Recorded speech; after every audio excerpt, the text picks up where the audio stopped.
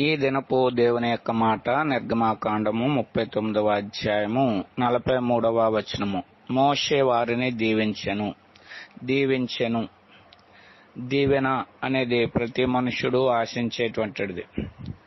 ప్రతి ఒక్కరూ దేవుని చేత దీవింపబడాలనేటువంటి కోరిక కలిగినటువంటి వారే.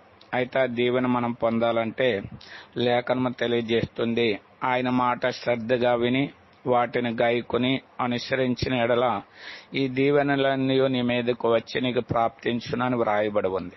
దేవుని యొక్క మాట మనం విని ఆ మాట వినడమే కాకుండా వాటిని గాయకొని మనము వాటి ప్రకారంగా జీవించేటటువంటి వారుగా ఉన్నప్పుడు దేవుని యొక్క దీవెనలు మనకు సమృద్ధిగా కలుగుతాయని లేఖనాలు బహు స్పష్టంగా తెలియజేసేటువంటివిగా ఉన్నాయి. కాబట్టి మనము కూడా ఆయన మాటను విని వాటిని గాయకుని అనుసరించి దేవుడిచ్చేటువంటి సంపూర్ణమైనటువంటి